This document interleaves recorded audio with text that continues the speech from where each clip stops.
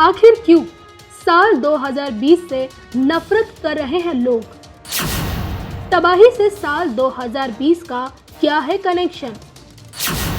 क्या साल 2020 और भी तबाही मचाएगा? इस पर क्या कहती है आचार्य मयंक शर्मा जी की भविष्यवाणी? देखिए सिर्फ धर्म ज्ञान पर।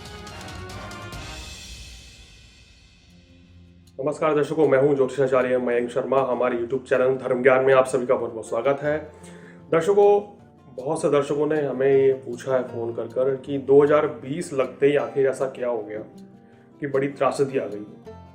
और 2020 जो है आने वाले या पिछले कई वर्षों में देखें तो पिछले 100 वर्षों में देखें तो बहुत ही बुरे सालों में से एक साल अभी तक जा रहा है। तो क्या ऐसी परिस्थितियां हैं, क्या कुछ ग्रह नक्षत्र हैं? दर्शकों ने यह भी जानना चाहा हमारे से कि ये जो वर्ष है क्या पूरे वर्ष ही ऐसी समस्या रहेगी या कब तक ये दिक्कत रहेगी, कितने समय तक उनको परेशानियां रह सकती हैं। क्योंकि दर्शकों, इस समय महामारी ने पूरे विश्व को हिलाकर रख दिया है। भारत में भी इसका प्रभाव हुआ है। हालांकि सुखद बात यह है कि यहाँ पर समय रहते सरकार ने लॉकडाउन किया, जागरूकता लाई, सही फैसले लिए, जिसकी वजह से आज ये हिंदुस्तान में महामारी जो है बहुत कम है और ये हमारे देश का सौभाग्य है।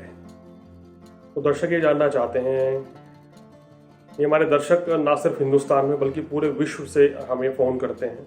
रोज़ाना फ़ोन आते हैं, चाहे इटली हो, फ्रांस हो, रशिया हो, अमेरिका हो, ऑस्ट्रेलिया हो, कनाडा हो या फिर ब्रिटेन हो या चाइना भी क्यों ना हो। वो जानना चाहते हैं कि उनके देश में आखिर क्या कुछ परिस्थितियां रहने वाली हैं। लोग इस समय बड़े भयभीत हैं, बड़े डर रहे हैं। उनको अपने काम कारोबार की चिंता भी है, स्वास्थ्य की चिंता है।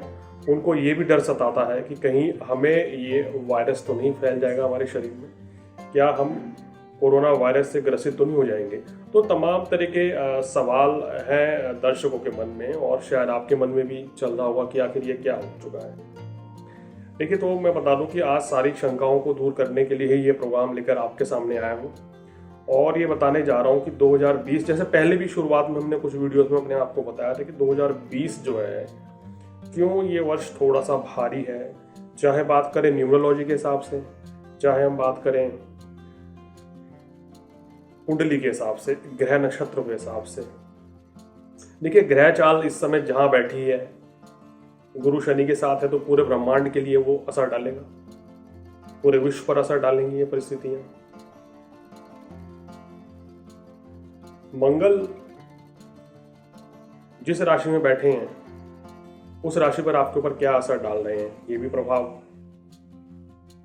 आपके ऊपर पड़ने वाला है। और हर व्यक्ति के ऊपर से लेके पूरे विश्व पर, हर देश पर इसका प्रभाव पड़ता है। कुछ कंट्रीज में बहुत ज़्यादा सकारात्मक रहता है तो कुछ कंट्री में बहुत ज़्यादा नकारात्मक रहता है।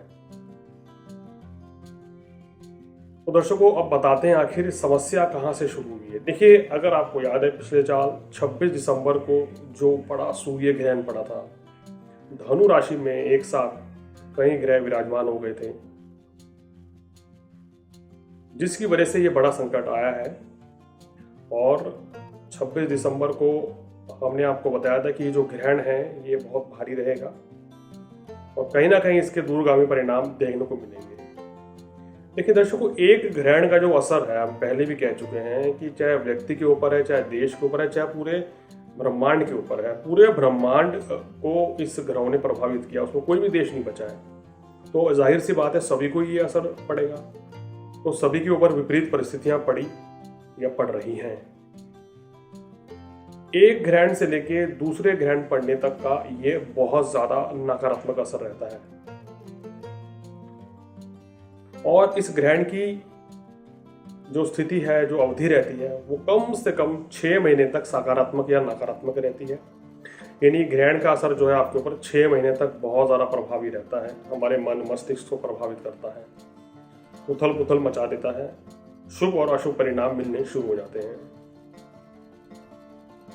तो जैसे कि हमने आपको बताया था कि 26 दिसंबर की ग्रह स्थिति के कारण ये बड़ा संकट पैदा हुआ है और 9 वर्ष लगते ही जो ग्रहों की स्थिति थी, गुरु और केतु का एक साथ होना, अगर हम बात करें अंग्रेजी नववर्ष के हिसाब से,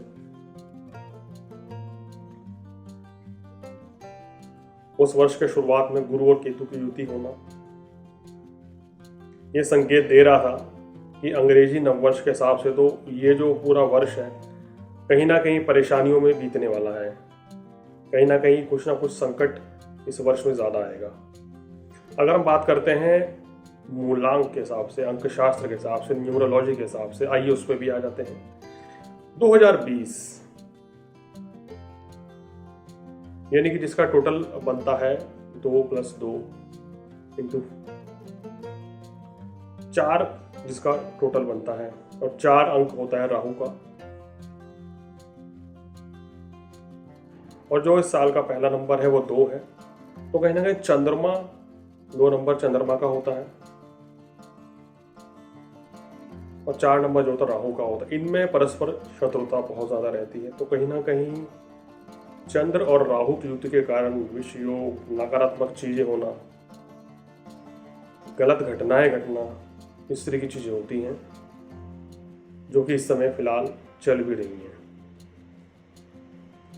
यानी कि फर्स्ट नंबर, सेकंड और कंप्लीट नंबर 4 होने की वजह से न्यूमरोलॉजी में ये साइन है कि ये ऑपोजिट नंबर्स हैं, और जो समय पे ग्रह स्थिति थी 1 जनवरी की, उसके अकॉर्डिंग भी ये जो समय है ये बड़ा परेशानी वाला समय रह चुका था। तो दर्शकों, अगर हम बात करें भारतीय शक संवत के हिसाब से कि हिंदू नववर्ष जो पड़ता है, उस समय उस दिन क्या स्थिति थी, यानी कि 25 मार्च को तो भारतीय नववर्ष की शुरुआत हुई थी। उस वर्ष भी ग्रहों की स्थिति जो थी वो इतनी शुभ नहीं थी, जिसके कारण जो है परिस्थितियां बहुत ही विकट से विकट होती चली जा रही हैं, और कहीं ना कहीं इसका प्रभाव इंडिया में भी देखने को मिल रहा है। तो दर्शकों, हम सबसे पहले आपको ये बताना चाहेंगे क्या ये समय कब तक आखिर ये सब त्रासदी रहेगी। देखिए, जब तक हमने आपको पहले ही बताया था कि केतु जो है धनु राशि में रहेंगे मूल नक्षत्र में, तब तक ये विपरीत परिस्थितियां बहुत ज्यादा रहेंगी, जो कि 20 सितंबर तक रहेंगी।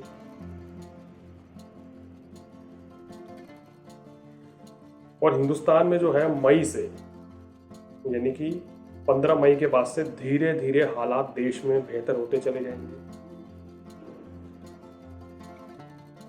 यहाँ की आर्थिक स्थिति, यहाँ कामकाज जो है वो सामान्य होता चला जाएगा। कुछ क्षेत्रों में, कुछ राज्यों में धीरे धीरे स्थितियां बेहतर होंगी, और जो पूरी तरह बेहतर स्थितियां देश में दिखती हुई नजर आ रही है कि कब पूरी तरह सामान्य हो जाएगा, वो जून के अंत में जाकर ही, यानी कि 24 जून से लेकर 10 जुलाई के बीच में जाके स्थितियां देश में धीरे धीरे सामान्य होने लगेंगी।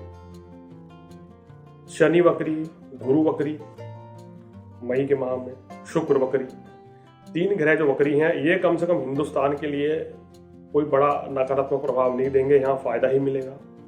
सरकार की नीतियां जो हैं वो बड़ा जबरदस्त काम इस समय लाएंगी और वो ही बचा के ले जाएंगी इस समय। और दर्शकों, सबसे इंपॉर्टेंट चीज क्या है कि 21 जून को फिर से सूर्य ग्रहण पड़ेगा, जो कि पूर्ण सूर्य ग्रहण होगा। 6 ग्रह वक्री रहेंगे। जब इन 6 ग्रहों का, वक्री ग्रहों का प्रभाव पड़ेगा फिर से, तो कहीं ना कहीं ये पूरे विश्व के लिए एक चिंता का विषय बनेगा।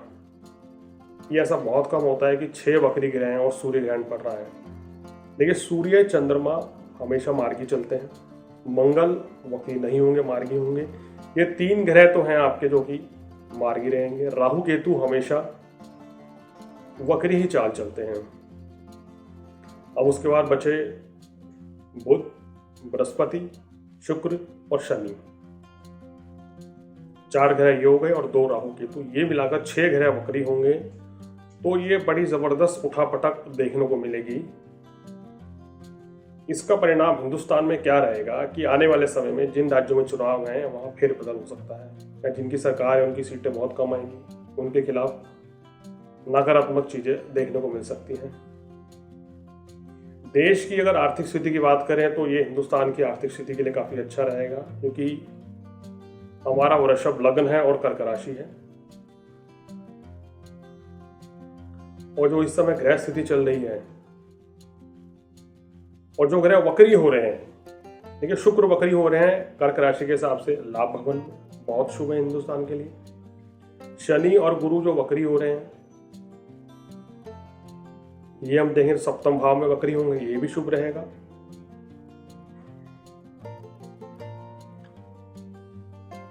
और बुध जो वक्री होंगे वो भी वृषभ में होंगे। तो कहीं ना कहीं जो स्थितियां बन रही हैं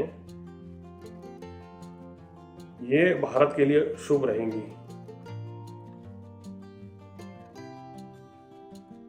यानी कि हिंदुस्तान में इतनी बड़ी कोई परेशानी, कोई आर्थिक त्रासदी, कोई महामारी, कोई बड़ी समस्या नहीं आएगी। यहाँ की सरकार अच्छे फैसले लेकर जनता भी बहुत समझदारी दिखाएगी, तो इस परेशानी से, कष्टों से मुक्ति मिलेगी। लेकिन विश्व में ये बहुत बड़ी महामारी का रूप लेगी। कई देशों के आर्थिक हालात खराब हो जाएंगे, विश्व की अर्थव्यवस्था बिगड़ जाएगी, बहुत से देशों में नौकरी का खतरा रहेगा, बहुत से देशों की आर्थिक हालात आने वाले 10 सालों में भी नहीं संभलेगी इस हालात के कारण। देखिए अमेरिका, ब्रिटेन हो गया, यहाँ बड़ी समस्या रह सकती है, आर्थिक संकट बहुत ज़्यादा रहेंगे, अपराध इस समय बढ़ सकता है, रशिया के अंदर कोई बड़ा हमला हो सकता है, रशिया में कोई घरेलू कलह हो सकता है इसके कारण। चाइना में भी बीमारी फैलेगी, वहां भी जनता में आक्रोश रहेगा सरकार के प्रति, नकारात्मक चीजें हावी रहेंगी। जर्मनी के हालात जो हैं इससे बेहतर सुधरते हुए नजर आ रहे हैं, लेकिन ब्रिटेन में कोई खास सुधार नहीं होगा। वहां की जनता बहुत परेशान रहेगी इस योग के कारण। और खासकर ये जो ग्रह स्थिति रहेगी, अगर हम बात करें तो दर्शकों 20 नवंबर तक विश्व को बड़ा संकट झेलना होगा। बहुत ही सोच समझकर विश्व के कुछ देशों को चलना पड़ेगा, तो हालात कुछ सामान्य रह सकते हैं। भारत देश के लिए यहाँ कोई ज़्यादा चिंता वाली बात नहीं है। हमारे यहाँ जो आर्थिक स्थिति है वो धीरे धीरे बेहतर होती हुई नजर आ रही है आने वाले समय में। और भारत में कोई बड़ा संकट रोजगार को लेके, आर्थिक स्थिति को लेकर नहीं आने वाला है, क्योंकि जो आने वाला समय है शनि देव बचा के लेके जा रहे हैं हिंदुस्तान को। शनि देव वक्री होंगे तो मकर राशि में ही होंगे, 1 डिग्री तक वक्री होंगे, फिर वापस 28 सितंबर को ये मार्गी हो जाएंगे। तो उसके बाद और भी स्थितियां बेहतर हो जाएंगी, यहाँ काम कारोबार की स्थितियां बेहतर रहेंगी। शनि क्योंकि जनता के कारक है, न्याय के कारक हैं, लेकिन न्याय पूरा मिलेगा इस समय। जनता जो जमीन से जुड़ी हुई है, जो गरीब लोग हैं, उनका भला करेंगे शनिदेव। यहाँ सरकार ऐसी नीतियां लाएगी कि उनको, गरीबों को बहुत फायदा मिलने वाला है। गरीबों के रोजगार के साधन भी इस समय बढ़ते हुए नजर आ रहे हैं। किसानों के लिए ये समय बहुत अच्छा रहेगा। वर्षा इस वर्ष में ज्यादा रहेगी, गर्मी कुछ कम पड़ेगी, अब आप देखेंगे चीज। किसानों को सरकार से बड़ा लाभ मिलेगा। जिन लोगों का काम तेलीय संबंधी है, केमिकल का है, रेत का काम है, बदरपुर का काम है, लकड़ी का काम है,